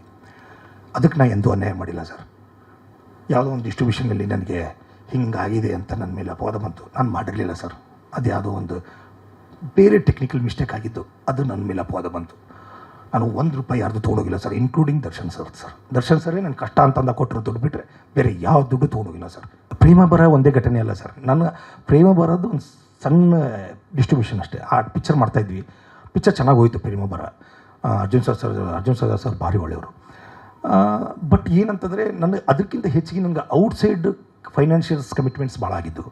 ಸ್ವಲ್ಪ ಆ ಪ್ರೆಷರ್ ಭಾಳ ಇತ್ತು. ಆ ಪ್ರೆಷರ್ ಆ ಮೂಮೆಂಟಲ್ಲಿ ಹೆಚ್ಚಿಗೆ ಬಂತು. ನಂದು ಅದೇ ಡಿಸ್ಟ್ರಿಬ್ಯೂಷನ್ ಟೈಮ್ಲಿ ಅಷ್ಟೊತ್ತಿಗೆ ನಾನು ಕುತ್ತಿಗೆ ಬಂದುಬಿಟ್ಟಿದ್ದೆ. ನಾನು ಸಾಲ ಮಾಡಿ ನಾನು ಬೇರೆ ಕಡೆ ದುಡ್ಡು ಹುಡ್ತಿಲ್ಲ. ದುಡ್ಡು ಹುಟ್ಟಿದ್ರೆ ನಾನು ಇನ್ನೂ ಇರ್ತಿದ್ನೋ ಏನೋ ಗೊತ್ತಿಲ್ಲ ಸರ್. ನನಗೆ ದುಡ್ಡು ಹುಟ್ಟಲಿಲ್ಲ ಸರ್. ನಂಗೆ ದುಡ್ಡು ನನ್ನ ರೇಂಜಿಗೆ ನಾನು ಎಲ್ಲಿ ಒಂದು ಪೇಪರ್ ಕೊಟ್ಟವನಲ್ಲ, ಒಂದು ಡಾಕ್ಯುಮೆಂಟ್ ಇಲ್ಲ, ಒಂದು ಆಸ್ತಿ ಮಾಡೋದವನಲ್ಲ, ₹1 ಮನೆ ಮಾಡಿದವನಲ್ಲ ಸರ್. ಇನ್ನೊಂದು ಸ್ವಲ್ಪ ಯಾರು ಕೊಟ್ಟಿದ್ದು ಇರ್ತಿದ್ನೋ ಏನೋ ಗೊತ್ತಿಲ್ಲ, ಇನ್ನೊಂದು ವರ್ಷ ಆದಮೇಲೆ ಹೋಗಿದ್ನೋ ಏನೋ ಗೊತ್ತಿಲ್ಲ. ಆದರೆ ಅವತ್ತಿನ ಪರಿಸ್ಥಿತಿಯಲ್ಲಿ ನನಗೆ ಕುತ್ತಿಗೆ ಬಂದುಬಿಟ್ಟಿತ್ತು. ನಾನು ಆ ಡಿಸಿಷನ್ ತೊಗೊಳ್ಳೇಬೇಕಾಗಿತ್ತು, ತೊಗೊಂಡೆ ಅಷ್ಟೇ. ಈ ಪ್ರೇಮ ಬರ ಡಿಸ್ಟ್ರಿಬ್ಯೂಷನ್ ಮಾಡು ಅಂತ ಹೇಳಿದ್ದೆ ದರ್ಶನ್ ಸರ್. ಅಲ್ಲ ಹೇಳ್ತೀನಿ ಅಲ್ಲೇ ಸರ್ ಹೇಳ್ತೀನಿ ಅದನ್ನು ಹೇಳ್ತೀನಿ. ನಾನು ದರ್ಶನ್ ಸರ್ ಕುರುಕ್ಷೇತ್ರ ಪಿಕ್ಚರ್ ಮಾಡ್ತಾಯಿದ್ರು ರಾಮೋಜಿ ಫಿಲ್ಮ್ ಸಿಟಿಯಲ್ಲಿ. ಒಂದಿನ ರಾತ್ರಿ 10:30 ಫೋನ್ ಮಾಡಿದ್ರು. ಅಲ್ಲಿಂದ ಫೋನ್ ಮಾಡಿದ್ರು. ಮಲ್ಲು ಸೀನಿಯರನ್ನು ಅವರು ಸೀನಿಯರ್ ಅಂತಾರೆ ದರ್ಶನ್ ಸರ್, ಅರ್ಜುನ್ ಸರ್ಜಾ ಅವ್ರಿಗೆ. ಸೀನಿಯರನ್ನು ಕಳಿಸ್ತೀನಿ, ಭೇಟಿಯಾಗು, ಅವ್ರದ್ದು ಪ್ರೇಮ ಬರ ಪಿಕ್ಚರ್ ಡಿಸ್ಟ್ರಿಬ್ಯೂಷನ್ ನೀನೇ ಮಾಡಬೇಕು ಅಂತಂದರು. ದರ್ಶನ್ ಸರ್ ಹೇಳಿದ್ಮೇಲೆ ನಾನು ಇಲ್ಲನಾಗಾದ, ಅವ್ರದ್ದೇ ಬ್ಯಾನರ್, ಅವ್ರದ್ದೇ ಪ್ರೊಡಕ್ಷನ್. ನಾನು ಹ್ಞೂ ಅಂತಂದೆ ಸರ್. ನಾನು ಅದೇ ಟೈಮಲ್ಲಿ ಲೈಫ್ ಜೊತೆ ಒಂದು ಸೆಲ್ಫಿ ಅಂತ ಪಿಕ್ಚರ್ ಮಾಡ್ತಿದ್ದೆ, ದಿನಕರ್ ಡೈರೆಕ್ಷನ್. ನಾನು ಕೋ ಡೈರೆಕ್ಟರ್, ಸಮೃದ್ಧಿ ಮಂಜುನಾಥ್ ಪ್ರೊಡ್ಯೂಸರ್. ಅದಕ್ಕೆ ನಾನು ಆಳ್ವಾ ಮನೆಯಲ್ಲಿ ಅಲ್ಲಿ ಮನೆ ತಟ್ಟಕ್ಕೆ ಹತ್ರ ಶೂಟಿಂಗ್ ನಡೀತಾ ಇತ್ತು. ಅಲ್ಲೇ ಅರ್ಜುನ್ ಸರ್ಜಾ ಅವರು ಏರ್ಪೋರ್ಟಿಂದ ಅಲ್ಲೇ ಬಂದರು, ನಾನು ಭೇಟಿಯಾದರು. ಭೇಟಿಯಾಗಿ ಅಲ್ಲೇ ಒಂದು ಕಡೆ ಶೂಟಿಂಗ್ ಸ್ಪಾಟಲ್ಲಿ ಸ್ವಲ್ಪ ಲೀಸರ್ ಟೈಮಲ್ಲಿ ಮಾತಾಡಿದ್ವಿ. ಇಲ್ಲ ಮಲ್ಲು ಇದು ಮಾಡು, ಹಿಂಗೆ ಮಾಡೋಣ ಅಂತ ಪ್ಲ್ಯಾನ್ ಮಾಡಿದ್ವಿ, ಅಲ್ಲೇ ಮಾಡಿದ್ವಿ ಆಳ್ವಾ ಮನೆಯಲ್ಲಿ. ಅಲ್ಲಿಂದ ಅವರು ನನ್ನ ಮೇಲೆ ನಂಬಿಕೆ ಇಟ್ಟು ಹೋದರು. ನಾನು ಮಾಡಿದ್ವಿ ಸರ್ ಪಿಕ್ಚರ್ ಭಾಳ ಚೆನ್ನಾಗಿ ಹೋಯಿತು. ನಾನು ತೊಗೊಂಡಿದ್ದು ಕಮಿಷನ್ ಬೇಸ್ ಮೇಲೆ. ನಾನು ₹1 ಅವ್ರ ಕಡೆ ಇಸ್ಕೊಂಡಿರಲಿಲ್ಲ. ನಾನು 2 ಕೋಟಿ ಆಗೇ ಇಲ್ಲ ಸರ್ ಕಲೆಕ್ಷನ್. ಇಲ್ಲಿ 2 ಕೋಟಿ ನೀವು ಚೆಕ್ ಮಾಡಿ ಸರ್, 2 ಕೋಟಿ ಅಲ್ಲ 1 ಕೋಟಿ. ಇಲ್ಲ ನಾನು ಹೇಳ್ತೀನಿ, ದರ್ಶನ್ ಸರ್ ಹೇಳಿದರು, ಪ್ರೇಮ ಬರೋ ಡಿಸ್ಟ್ರಿಬ್ಯೂಷನು ಆಯಿತು, ಚೆನ್ನಾಗೂ ಮಾಡಿದೆ, ಎಲ್ಲನೂ ನಡೀತಾ ಇತ್ತು. ನಂದು ಬೇರೆ ಔಟ್ಸೈಡ್ ಪ್ರೆಷರ್ಗಳು ಭಾಳ ಆಗಿದ್ದರಿಂದ ನಾವು ಹೋದೆ. ಪ್ರೇಮ ಬರೋಗೋಸ್ಕರ ಅಲ್ಲ ಸರ್, ಈಗೂ ಹೇಳ್ತೀನಿ. ಪ್ರೇಮ ಬರೋ ಡಿಸ್ಟ್ರಿಬ್ಯೂಷನ್ ಮಾಡಿದೆ. ಇದು ಕೋರ್ಟಲ್ಲಿದೆ, ಹೆಚ್ಚಿಗೆ ಮಾತಾಡಬಾರ್ದು. ಆದರೂ ದೇವ್ರ ಮೇಲೆ ಭಾರ ಹಾಕಿ ಹೇಳ್ತೀನಿ ಅಷ್ಟೇ, ಏನು ನಡೀತು ಅಂತ ಹೇಳ್ತೀನಿ. ಪ್ರೇಮ ಬರೋ ಪಿಕ್ಚರ್ ಡಿಸ್ಟ್ರಿಬ್ಯೂಷನ್ ಮಾಡಿದೆ. ಅದರ ಪೋಸ್ಟರ್ದ ಎ ಟು ಜೆಡ್ ಅದರದ್ದು ಎಕ್ಸ್ಪೆನ್ಸ್ ನಾನೇ ನೋಡ್ಕೊಂಡೆ ಸರ್. ₹1 ಅರ್ಜುನ್ ಸರ್ಜಾ ಸರ್ ಕಡೆಯಿಂದ ಇಸ್ಕೊಂಡಿಲ್ಲ, ₹1 ಇಸ್ಕೊಂಡಿಲ್ಲ ಸರ್. ಹೋಲ್ ಪ್ರಿಂಟು, ಪಬ್ಲಿಸಿಟಿ, ಅದು ಇದು ಯೋಫೋ ಕ್ಯೂಬ್ ಎಲ್ಲ ನಾನೇ ನೋಡ್ಕೊಂಡೆ. ₹1 ತಗೊಳ್ಳಿಲ್ಲ. ಟೋಟಲ್ 1 ಕೋಟಿ ಚಿಲ್ಲರ ಕಲೆಕ್ಷನ್ ಆಯ್ತು ಸರ್. ಅದು ಓಪನ್ ಆಗಿ ಹೇಳ್ಬಿಡ್ತೀನಿ ಸರ್, ಇದು ಕೋರ್ಟಲ್ಲಿದೆ, ಆದರೂ ಹೇಳಬಾರ್ದು, ದೇವ್ರ ಮೇಲೆ ಭಾರ ಹಾಕಿ ಹೇಳ್ತೀನಿ. 1,15,20 ಲಕ್ಷ ಕಲೆಕ್ಷನ್ ಆಯ್ತು ಸರ್. ನನಗೆ ಅದೇ ಮರ್ತಿದ್ದೀನಿ, ಫಿಗರ್ ಮರ್ತಿದ್ದೀನಿ, ಅಷ್ಟೇ ನಿಯರ್ ಬೈ. ಅದನ್ನು ನಂದು ಎಕ್ಸ್ಪೆನ್ಸ್ ಅದೆಲ್ಲ ತೆಗೆದುಬಿಟ್ಟು, ನಾನೇ ಎಕ್ಸ್ಪೆನ್ಸ್ ಮಾಡಿದ್ದಲ್ಲ, ಎಕ್ಸ್ಪೆನ್ಸ್ ನಾನೇ ಕೊಡಬೇಕು. ಎಕ್ಸ್ಪೆನ್ಸ್ ಅದೆಲ್ಲ ತೆಗೆದುಬಿಟ್ಟು ಅವ್ರಿಗೆ ಕೊಡಬೇಕಾಯ್ತು 47-48 ಲಕ್ಷ ಸರ್. 50 ಲಕ್ಷ ಹೆಚ್ಚು ಕಡಿಮೆ ನಿಯರ್ ಬೈ 50 ಲ್ಯಾಕ್ಸ್. ನಾನು ಅವ್ರಿಗೆ ಇನ್ನೂ ಅದು ಅಕೌಂಟ್ ಪಿಕ್ಚರ್ ಸೆಟ್ಲ್ಮೆಂಟಲ್ಲಿತ್ತು, ಅಂದರೆ ಇನ್ನೂ ಫುಲ್ ಸೆಟ್ಲ್ಮೆಂಟ್ ಆಗಿರಲ್ಲ. ಯಾಕಂದರೆ ಪಿಕ್ಚರ್ ಇನ್ನೂ ರನ್ನಿಂಗಲ್ಲಿತ್ತು. ನಾನು ಊರು ಬಿಡಬೇಕಾದಾಗ ಇನ್ನೂ ರನ್ನಿಂಗಲ್ಲಿತ್ತು ಪಿಕ್ಚರ್. ಇನ್ನೂ ಥಿಯೇಟ್ರ್ ಕೆಲವು ಥಿಯೇಟ್ರಲ್ಲಿ ಓಡ್ತಾ ಇತ್ತು. ಪಿಕ್ಚರ್ ಯಾವಾಗ ಸೆಟ್ಲ್ಮೆಂಟಿಗೆ ಬರುತ್ತೆ ಅಂತಂತಂದರೆ ಎಲ್ಲ ಮುಗಿದ ಮೇಲೆ. ನಂದು ಆವಾಗ ಒಂದು 5-6 ವಾರ ಆಗಿತ್ತು. 5-6 ವಾರದ ಅಕೌಂಟ್ ಕೊಟ್ಟಿದ್ದೆ ಅವ್ರಿಗೆ ಅಷ್ಟೇ. 5-6 ವಾರದ ಅಕೌಂಟ್ಸ್ ಕೊಟ್ಟಿದ್ದೆ. ಅದರಲ್ಲಿ 1 ಕೋಟಿ ಅಷ್ಟು ಆವಾಗ ಲೆಕ್ಕದಲ್ಲಿ 120 ಎಷ್ಟು ಕೊಡಬೇಕಾಗಿತ್ತು ನಾವು ಟೋಟಲ್. ಅದರಲ್ಲಿ 67 ಲಕ್ಷನೋ ಎಷ್ಟೋ ನಾನು ಎಕ್ಸ್ಪೆನ್ಸ್ ಮಾಡಿದ್ದೆ. ಕಟ್ ಮಾಡಿದರೆ ಒಂದು 48-49 ಲಕ್ಷ ಅವ್ರಿಗೆ ನಾನು ಕೊಡಬೇಕಾಗಿತ್ತು. ಇದು ಓವರ್ ಆಲ್ ಫ್ಯಾಕ್ಟ್ ಸರ್. ಅವ್ರ ಹತ್ರ ನಾನು ನಮ್ಮ ಆಫೀಸಲ್ಲಿ ದೀಪಕ್ ಅಂತ ಇದ್ದಾರೆ, ನನ್ನ ಅಸಿಸ್ಟೆಂಟ್. ಅವರು ನನ್ನ ಅಕೌಂಟ್ಸ್ ಎಲ್ಲ ನೋಡ್ಕೊತಾ ಇದ್ದರು. ಅವರು ನನಗೆ ಅಕೌಂಟ್ಸ್ ಎಲ್ಲ ಮಾಡಿಟ್ಟಿದ್ರು. ಅವರೇ ಯಾವಾಗಲೂ ನನ್ನ ಅಕೌಂಟ್ಸ್ ನೋಡ್ಕೊಳೋದು, ಎಲ್ಲ ಪಿಕ್ಚರ್ ಡಿಸ್ಟ್ರಿಬ್ಯೂಷನ್ನು, ಕಲೆಕ್ಷನ್ ಎಲ್ಲ ವೀಕ್ಲಿ ಸ್ಟೇಟ್ಮೆಂಟ್ ಅವರೇ ಮಾಡ್ತಾಯಿದ್ರು. ನಾನು ಅದನ್ನು ಒಯ್ದುಬಿಟ್ಟು ಅವ್ರಿಗೆ ಅವ್ರ ದೀಪಕ್ ಏನಂದ್ರು ಮಾಡಿಬಿಟ್ಟು ನನಗೆ ಕೊಟ್ಟರು. ಅದನ್ನು ಅಕೌಂಟಿಂಗ್ ಎಲ್ಲ ಮಾಡಿದ್ದೀನಿ ಸರ್, ಪ್ರೇಮ ಬರೋದು ಅಕೌಂಟ್ಸ್ ಮಾಡಿದ್ದೀನಿ, ಇಲ್ಲಿವರೆಗೂ ಏನೇನಾಗಿದೆ ಇದನ್ನು ನೋಡ್ಕೊಳ್ಳಿ ಸರ್ ಅಂತ ಕ್ರಾಸ್ ಚೆಕ್ ಮಾಡಿ ಅಂತಂದರು. ನಾನು ಆ ಟೈಮಲ್ಲಿ ಯಾವುದೋ ಫೈನಾನ್ಷಿಯಲ್ ಟ್ರಬಲ್ ಇಲ್ಲಿದ್ದೆ, ನಾನು ಕ್ರಾಸ್ ಚೆಕ್ ಮಾಡೋಕ್ಕೆ ಆಗಲಿಲ್ಲ. It's my mistake. ಅದರಲ್ಲಿ ನಾನು ಕ್ರಾಸ್ ಚೆಕ್ ಮಾಡೋಕ್ಕಾಗಿಲ್ಲ. ಅವ್ನು ಮಾಡೋ ಅಂದರೆ ದೀಪಕ್ ಚೆನ್ನಾಗಿ ಮಾಡಿ ಎಲ್ಲ ಪಿಕ್ಚರು ಅವನು 10 ವರ್ಷದಿಂದ ನನ್ನ ಜೊತೆ ಇದ್ದಲ್ಲ, ಚೆನ್ನಾಗಿ ಮಾಡಿರ್ತಾನೆ ಅವ್ನ ನಂಬಿಕೆ ಮೇಲೆ. ಅದನ್ನೇ ಸ್ಟೇಟ್ಮೆಂಟ್ ಒಯ್ದುಬಿಟ್ಟು ಅರ್ಜುನ್ ಸರ್ಜಾ ಅವ್ರ ಮನೆಗೆ ಒಯ್ದುಕೊಟ್ಟೆ. ಇಲ್ಲೇ ಕೋರಮಂಗಲದಲ್ಲಿ ಊರಾಕಲ್ ಬಾಜುಕ್ ಅವ್ರ ಮನೆ ಇದೆ, ಅಲ್ಲಿ ಒಯ್ದುಕೊಟ್ಟೆ. ಕೊಟ್ಟ ತಕ್ಷಣ ಅವರು 2 ದಿನ ಬಿಟ್ಟು ಮಾತಾಡೋಣ ಮಲ್ಲು ಅಂತಂದರು. ಅವ್ರು ಎಲ್ಲೋ ಅರ್ಜೆಂಟಲ್ಲಿದ್ದರು. 2 ದಿನ ಆದಮೇಲೆ ಬಂದೆ. 2 ದಿನ ಆದಮೇಲೆ ಫೋನ್ ಮಾಡಿದ್ರು, 2-3 ದಿನ ಆದಮೇಲೆ, ಮಲ್ಲು ಒಂದು ಸಲ ಬನ್ನಿ ಕಾಣಬೇಕು ನಿಮ್ಮನ್ನ ಅಂತಂದರು. ಹೋದೆ ಅವ್ರ ಮನೆಗೆ, ಅದೇ ಜಾಗಕ್ಕೆ ಹೋದೆ. ಧ್ರುವ ಸರ್ಜಾ ಅವರು ಕೂತಿದ್ರು, ಅರ್ಜುನ್ ಸರ್ಜಾ ಸರ್ ಇದ್ದರು, ಎಲ್ಲರೂ ಕೂತಿದ್ರು. ಅವರು ಒಂದಿಷ್ಟು ಪೆನ್ಸಿಲ್ ತೊಗೊಂಡು ಒಂದಿಷ್ಟು ಮಾರ್ಕ್ ಮಾಡಿದ್ರು. ಅದರಲ್ಲಿ ಒಂದು 3-4 ಮಿಸ್ಟೇಕ್ ಆಗಿದ್ದು. ನೀವು ನಂಬಿ ಬಿಡಿ ಸರ್, ಇಷ್ಟೇ ನಡೆದದ್ದು. 3-4 ಮಿಸ್ಟೇಕ್ ಆಗಿದ್ದು. ಒಂದು ಯಾವುದೋ ಒಂದು ಥಿಯೇಟ್ರ್ 55,000 ಇದ್ದದ್ದು 60,000 ಆಗಿತ್ತು. ಯಾವುದೋ ಒಂದು ಥಿಯೇಟ್ರ್ ಬಾಡಿಗೆ 65,000 ಇದ್ದದ್ದು 55,000 ಆಗಿತ್ತು. ಹಿಂಗೇನೋ ಒಂದು ಪ್ಲಸ್ ಆಗಿತ್ತು, ಒಂದು ಮೈನಸ್ ಆಗಿತ್ತು. ಅವರು ನನಗೆ ಅವ್ರು ಪೆನ್ಸಿಲ್ಲೇ ಅವನು ಯಾರೋ ಬೇರೆ ಒಬ್ಬರ ಜೊತೆ ಇಟ್ಕೊಂಡ್ಬಿಟ್ಟು ಅವರೆಲ್ಲ ಕ್ರಾಸ್ ಚೆಕ್ ಮಾಡಿದಾಗ ಅವ್ರಿಗೇನೋ ಡೌಟ್ ಬಂದಿದೆ. ಅದರಲ್ಲಿ ಟೋಟಲ್ ಎಲ್ಲ ಸೇರಿ 60,000ರಿಂದ 1 ಲಕ್ಷ ಡಿಫ್ರೆನ್ಸ್ ಬಂದಿದೆ. ಡಿಫ್ರೆನ್ಸ್ ಬಂದಿದ್ದು ನಿಜ ಒಪ್ಕೊತೀನಿ ನಾನು. ಆದರೆ ಅದು ನನ್ನ ನಜರಿಗೆ ಬೀಳಲಾರ್ದಂಗೆ ಆಗಿರೋ ಮಿಸ್ಟೇಕು. ನಮ್ಮ ದೀಪಕ್ ಮೇಲೆ ನಾನು ನಂಬಿದೆ. ದೀಪಕ್ ಕ್ರಾಸ್ ಚೆಕ್ ಮಾಡು ಅಂತ ನನಗೆ ಹೇಳಿದ, ನಾನು ಕ್ರಾಸ್ ಚೆಕ್ ಮಾಡಲಿಲ್ಲ. ಅದನ್ನೇ ಒಯ್ದು ಆ್ಯಸ್ ಇಟ್ ಈಸ್ ಕೊಟ್ಟೆ. ಅಲ್ಲಿ ಆಗಿರೋ ಮಿಸ್ಟೇಕಲ್ಲಿ 60-70 ಸಾವಿರ ಮ್ಯಾಕ್ಸಿಮಮ್ಮು ವಿದಿನ್ 1 ಲ್ಯಾಕ್ ಆಗಿರ್ಬೋದು ಸರ್, ಅಷ್ಟೇ ಮಿಸ್ಟೇಕ್. ಅಲ್ಲಿ ಪ್ಲಸ್ಸು ಆಗಿದೆ, ಮೈನಸ್ಸು ಆಗಿದೆ. ಹಂಗೆ ನೋಡೋಕ್ಕಾದ್ರೆ 60-70 ಸಾವಿರ ಅಷ್ಟೇ ಸರ್ ಆಗಿದ್ದು. ಅವರು ಏನಂದರು, ಇಲ್ಲ ಇದನ್ನು ದರ್ಶನ್ ಸರ್ಗೆ ಹೇಳ್ತೀನಿ, ನನಗೆ ಭಾಳ ಇದರಲ್ಲಿ ಏನೋ ಬೇರೆ ಕಾಣ್ತಾ ಇದೆ ನನಗೆ ಅಂದರು. ಇಲ್ಲ ಸರ್, ಏನೂ ಇಲ್ಲ ಅಂತದ್ದು. ನಾನು ಎಷ್ಟು ಇವತ್ತಲ್ಲ ಸರ್ 25 ಪಿಕ್ಚರ್ ಡಿಸ್ಟ್ರಿಬ್ಯೂಷನ್ ಮಾಡಿದ್ದೀನಿ. ಇನ್ನೂ ನಾನು ಕೈಲೇ ಕಳ್ಕೊಂಡಿದ್ದೀನಿ. ಎಷ್ಟೋ ಜನರ ಚೆಕ್ ನನ್ನ ಹತ್ರ ಇದ್ದಾವೆ. ನಾನು ಈ ಥರ ಮಾಡೋದನ್ನಲ್ಲ ಸರ್, ನಾನು ನಂಬಿ ಅಂದೆ. ಅವರು ಇಲ್ಲ ಇದರಲ್ಲಿ ಏನೋ ಆಗಿದೆ ಅಂತ ಅವ್ರು ಏನು ಅನ್ನಲಿಲ್ಲ, ನನಗೇನು ಪಾಪ ಅನ್ನಲಿಲ್ಲ. ಹೇಳ್ತೀನಿ ಅಂದರು, ಆಯಿತು ಸರ್ ನನಗೆ 1 ವಾರ ಟೈಮ್ ಕೊಡಿ, ಇದನ್ನು ರೆಕ್ಟಿಫೈ ಮಾಡಿ ಕೊಡ್ತೀನಿ ಅಂತ. ಅದನ್ನೆಲ್ಲ ರೆಕ್ಟಿಫೈ ಮಾಡಿಬಿಟ್ಟು ಆ್ಯಕ್ಚುಲಿ ಕೊಡಬೇಕಾಗಿದ್ದು ಅದಾದಮೇಲೆ 1 ಲಕ್ಷ 2 ಲಕ್ಷ ಅಷ್ಟೇ ಕರೆಕ್ಷನ್ ಕೊಡಬೇಕಾಗಿತ್ತು. ನಾನು ಅವರು ಒತ್ತಾಯಕ್ಕೆ ನಾನು ಒಂದು 4-5 ಲಕ್ಷ ಅದನ್ನು ನನ್ನ ಕೈಯಿಂದನೇ ಹೋದ್ರೆ ಚಿಂತೆ ಇಲ್ಲ ಅಂತ ನಾನು ಏನೋ ಒಂದು ರೌಂಡ್ ಫಿಗರ್ ಮಾಡಿ ಅವ್ರಿಗೆ ಕೊಟ್ಟೆ. ಅದನ್ನು ಕೊಟ್ಟ ಮೇಲೆ ಅವರು ದುಡ್ಡು ಕೊಡು ಅಂದರೆ ಇಮಿಡಿಯೇಟ್ ನನ್ನ ಹತ್ರ ದುಡ್ಡಿರಲಿಲ್ಲ. ಆ ದುಡ್ಡು ಎನ್ ಕುಮಾರ್ ಅವ್ರ ಹತ್ರ ಇತ್ತು. ಎನ್ ಕುಮಾರ್ ಅವರು ನಂಬರ್ ಆಫ್ ಥಿಯೇಟರ್ ಸೆಟಪ್ ಮಾಡ್ತಿದ್ರು. 45 ಲಕ್ಷ ಅವ್ರ ಹತ್ರನೇ ಇದೆ. ಟಿಲ್ ಡೇಟ್ ಈ ಮುಂದೆ ಕೂತೀವಿನಿ, ಇವತ್ತು 45 ಲಕ್ಷ ಅಲ್ಲೇ ಇದೆ. 45 ಲಕ್ಷ ಎನ್ ಕುಮಾರ್ ಅವ್ರ ಹತ್ರನೇ ಇದೆ. ಇನ್ನೊಂದಿಷ್ಟು ಥಿಯೇಟ್ರು ಸಣ್ಣ ಪುಟ್ಟ 1 ಲಕ್ಷ 2 ಲಕ್ಷ ಅವೆಲ್ಲ ಬರಬೇಕು ಎಲ್ಲ ಸರ್. ನಾನು ಅರ್ಜುನ್ ಸರ್ಗೆ ಕೊಡಬೇಕಾಗಿದ್ದ 50 ಲಕ್ಷ ಇನ್ನೂ ಮಾರ್ಕೆಟಲ್ಲೇ ಇದೆ ಸರ್. ನಾನು ಇನ್ನೂ ದುಡ್ಡೇ ಮುಟ್ಟಿಲ್ಲ ಅವ್ರದ್ದು. ಆದರೆ ಎನ್ ಕುಮಾರ್ ನನಗೆ ಚಕ್ರವರ್ತಿ ಪಿಕ್ಚರ್ ಮಾಡಬೇಕಾದಾಗ 70 ಲಕ್ಷ ಸಾಲ ಕೊಟ್ಟಿದ್ರು. ನಾನು ಇಲ್ಲ ಅಂದಮೇಲೆ ಅವರು ಅದನ್ನು ವಜಾ ಹಾಕ್ಕೊಂಡಿರ್ತಾರೆ ಅಷ್ಟೇ. ಬಟ್ ಪ್ರೇಮಭಾರ ಪಿಕ್ಚರ್ನ ಇಸ್ಕೊಂಡಿಲ್ಲ ಅವ್ರ ಕಡೆ. ಇಲ್ಲ ಅಂದರೆ ನಾನು ಈಗ ಊರು ಬಿಟ್ಟು ಹೋದ್ಮೇಲೆ ಆಟೋಮೆಟಿಕ್ಲಿ ಅವ್ರು ವಜಾ ಹಾಕ್ಕೊಂಡಿರ್ತಾರೆ. ನಾನು ಏನು ಕೇಳೋಕ್ಕಾಗಿಲ್ಲ, ಹೋಗಿ ಅವ್ರನ್ನ ಕೇಳಬೇಕು, ಕೊಡಲ್ಲ. ನಾನೇ ಇನ್ನೂ 25 ಲಕ್ಷ ಅವ್ರಿಗೆ ಕೊಡಬೇಕಾಗಿದೆ. ಇಲ್ಲಪ್ಪ ನಮಗೂ ಲಾಸ್ ಆಗಿದೆ ಕೊಡಪ್ಪ ಅಂತ ನಾನು ಏನು ಮಾಡೋದು, ನನ್ನ ತಪ್ಪು. ಈ ಥರ ಆಗಿದೆ ಸರ್. ಮತ್ತು ಊರು ಬಿಡೋಕ್ಕಿಂತ ಮುಂಚೆ ನನಗನ್ನಿಸ್ತು, ನಾನು ಆಲ್ರೆಡಿ 8-9 ಕೋಟಿ ಸಾಲ ಮಾಡಿದ್ದೆ. ದರ್ಶನ್ ಸರ್ ಕಷ್ಟ ಅಂದಾಗ ಒಂದು ಸಲ ನನಗೆ ಐರಾವತ ಪಿಕ್ಚರಲ್ಲಿ ಹೆಲ್ಪ್ ಮಾಡಿಬಿಟ್ಟಿದ್ದಾರೆ. ಮತ್ತೆ ನಾನು ಅವ್ರ ಹತ್ರ ಹೋಗಿ ಸಾಲ ಕೇಳೋ ಪರಿಸ್ಥಿತಿಲಿರಲಿಲ್ಲ. ಒಂದನೇದು. ಎರಡನೇದು, ಈಗ ಕುತ್ತಿಗೆ ಬಂದುಬಿಟ್ಟಿದ್ದೆ. ನಾನು ಮುಳುಗ್ತಾ ಇದ್ದೀನಿ, ಸಾಯಬೇಕು ಅಂತ ಹೊಟ್ಟಿದ್ದೀನಿ. ಏನರು ಹೆಚ್ಚು ಕಡಿಮೆಯಾಗಿ ನಾನು ಮಾಡಿರೋ ಸಾಲಗಳು ಎಲ್ಲ ಹೆಚ್ಚು ಕಡಿಮೆ. ಇಂಡಸ್ಟ್ರಿ ಚಿಕ್ಕದು, ಎಲ್ಲರನ್ನ ಎಲ್ಲೆಲ್ಲಿ ತೊಗೊಂಡಿದ್ದೀನಿ ಇಂಡಸ್ಟ್ರಿ ಅವರೇ ಇರ್ತಾರೆ, ಎಲ್ಲ ದರ್ಶನ್ ಸರ್ ಗೊತ್ತಿದ್ದೇ ಇರುತ್ತೆ. ಅವ್ರಿಗೆ ಗೊತ್ತಿತ್ತು ನಾನು ಸಾಲ ಕೆಲವು ಕಡೆ ಅಲ್ಲಿ ಪಿಕ್ಚರ್ ಸಾಲ ಮಾಡಿದ್ದೀನಿ ಅಂತ ಗೊತ್ತಿತ್ತು, ಎಷ್ಟು ಮಾಡಿದ್ದೀನಿ ಅಂತ ಗೊತ್ತಿರಲಿಲ್ಲ ನನಗೆ. ಎಲ್ಲ ಅವ್ರ ಮುಂದೆ ಮುಖ ತೋರ್ಸೋಕ್ಕಾಗಲ್ಲ. ಅವ್ರ ಮೇಲೆ ಭಾಳ ಅಪಾರವಾದ ಗೌರವ ನನಗೆ. ಆ ಅಪಾರವಾದ ಗೌರವನೇ ನಾನು ಊರು ಬಿಡೋಂಗೆ ಮಾಡ್ತು, ಬೇರೆ ಏನಿಲ್ಲ. ನನಗೆ ಆಮೇಲೆ ಗೊತ್ತಾಯ್ತು, ಇದು ದರ್ಶನ್ ಸರ್ ನಾನು ಫೇಸ್ ಮಾಡೋಕ್ಕಾಗಲ್ಲ, ಈಗ ಭಾಳ ಪ್ರಾಬ್ಲಮ್ ಸಿಕ್ಕಾಕೊಂಡ್ಬಿಟ್ಟಿದ್ದೀನಿ, ಅವ್ರನ್ನ ಫೇಸ್ ಮಾಡೋಕ್ಕಾಗಲ್ಲ. ಅವಾಗಲೇ ನಾನು ಇದನ್ನೆಲ್ಲ ಸಾಯಬೇಕು ಅಂತ ನಾನು ಎಂತ ನಾನು ಒಪ್ಕೊಂಡಿದ್ದೆ. ನಾನು ಒಪ್ಕೊಂಡಿಲ್ಲ ಸಾಯಕ್ಕೆ, ಬಟ್ ಅನಿಸಿದ್ದು ಅವ್ನು ಫೇಸ್ ಮಾಡೋಕ್ಕಾಗಲಾರ್ದೆ ನಾನು ಊರು ಬಿಡುವಂಥ ಪ್ರಸಂಗ ಬಂತು. ನಾನು ಅಷ್ಟು ಬಡ್ಡಿ ಕಟ್ಟಿದ್ದೀನಿ ಸರ್. ನಾನು ಬೆಂಗಳೂರು ಬಿಡೋ ಜುಲೈ 1, 2018 ಇದ್ದರೆ ಅದರ ಹಿಂದಿನ ತಿಂಗಳು ನಾನು ಹೆಚ್ಚು ಕಡಿಮೆ 15 ಲಕ್ಷ ತಿಂಗಳಿಗೆ ಬಡ್ಡಿ ಕಟ್ಟಿದ್ದೀನಿ ಸರ್. ಪಿಕ್ಚರಲ್ಲೇ ಸರ್. ನಾನು ಒಂದೇ ಬಿಸ್ನೆಸ್ ಮಾಡಿಲ್ಲ, 7-8 ಬಿಸ್ನೆಸ್ ಮಾಡಿದ್ದೀನಿ. ಎಷ್ಟೋ ಪಿಕ್ಚರ್ಗಳನ್ನ ಡಿಸ್ಟ್ರಿಬ್ಯೂಷನ್ ಮಾಡಿದ್ದೀನಿ, 25 ಪಿಕ್ಚರ್ ಡಿಸ್ಟ್ರಿಬ್ಯೂಷನ್ ಮಾಡಿದ್ದೀನಿ, 3 ಪಿಕ್ಚರ್ ಪ್ರೊಡ್ಯೂಸ್ ಮಾಡಿದ್ದೀನಿ. ಡೈರೆಕ್ಟರ್ ಮಾಡ್ತಿದ್ದೆ, ಅದರಿಂದ ಏನು ಭಾಳ ಸಿಗಲ್ಲ, ಅದನ್ನ ಬರೀ ಬಡ್ಡಿಗೆ ಹೋಗ್ತಿತ್ತು.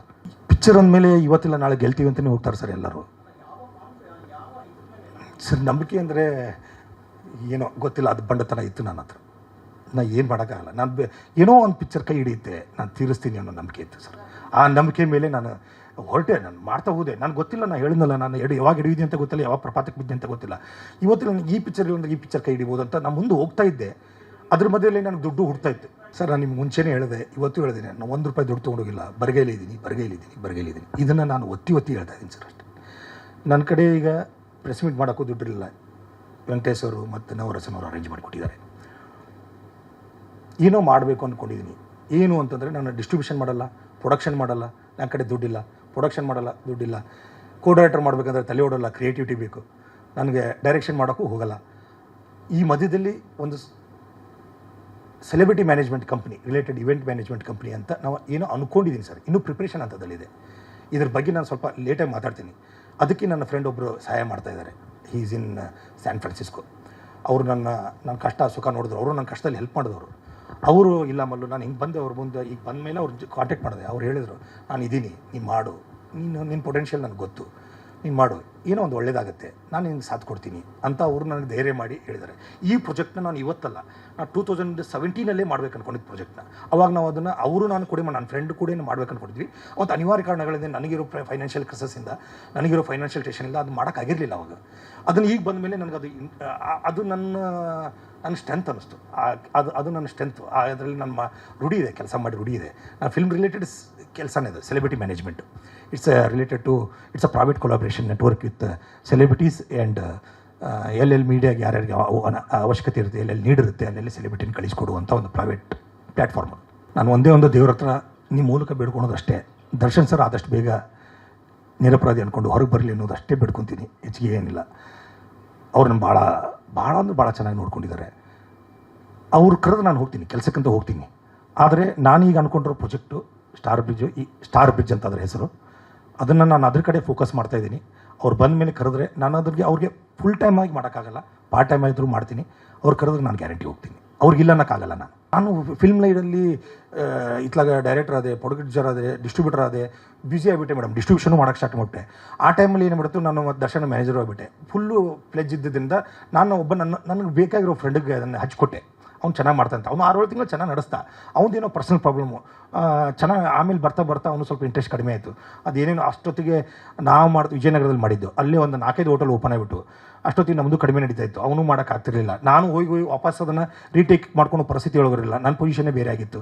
ಹೀಗಾಗಿ ಸುಮ್ಮನೆ ಲಾಸ್ ಮಾಡಿಕೊಂಡು ಅಲ್ಲಿಂದ ಅಲ್ಲಿಗೆ ಆಗಿ ನಾವು ಅದನ್ನು ನಡೆಸೋದಕ್ಕಿಂತ ಸುಮ್ಮನೆ ಅದನ್ನು ಮುಚ್ಚಿಬಿಡೋದು ಬೆಟರ್ ಅನ್ನಿಸ್ತು. ಅವತ್ತು ಮುಚ್ಚಿದೆ ಸರ್. ಅರ್ಜುನ್ ಸರ್ಜಾ ಅವ್ರನ್ನ ಭೇಟಿ ಮಾಡೋಕ್ಕೆ ಅವ್ರ ಲಾಯರ್ ಥ್ರೂ ಹೋಗಿದ್ದೀನಿ, ಅವ್ರ ಮ್ಯಾನೇಜರ್ ಅನಿರುದ್ಧ ಥ್ರೂ ಹೋಗಿದ್ದೀನಿ. ಅವರೆಲ್ಲೋ ಸ್ವಲ್ಪ ಬ್ಯುಸಿ ಇದ್ದಾರೆ, ಮೀಟ್ ಆಗೋಕ್ಕಾಗಿಲ್ಲ.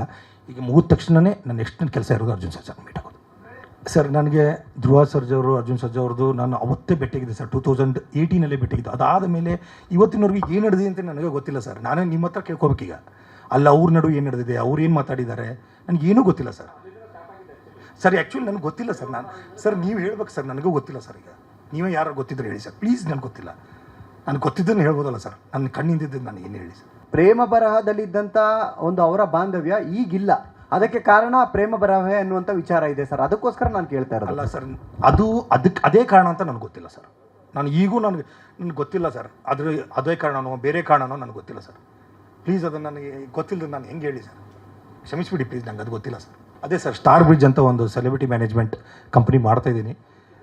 ನಿಮ್ಮ ಸಪೋರ್ಟ್ ಬೇಕು ಪ್ಲೀಸ್, ಸಹಾಯ ಮಾಡಿ. ಇನ್ನೊಮ್ಮೆ ನಾನು ನಿಮ್ಮ ಮೂಲಕ, ಮಾಧ್ಯಮದ ಮೂಲಕ ಎಲ್ಲರಿಗೂ ಕ್ಷಮೆ ಕೇಳೋಕ್ಕೆ ಇಷ್ಟಪಡ್ತೀನಿ. ನನ್ನಿಂದ ಯಾರಿಗೂ ತೊಂದರೆ ಆಗಿದ್ದರೆ, ನೋವಾಗಿದ್ದರೆ ಐ ಆಮ್ ರಿಯಲಿ ಸಾರಿ. ಏನೋ ಒಂದು ಮಾಡಬೇಕು ಅಂತ ಬಂದಿದ್ದೀನಿ, ನೀವೆಲ್ಲ ಸಪೋರ್ಟ್ ಮಾಡಿ ಅಂತ ಕೇಳ್ಕೊತೀನಿ ಸರ್.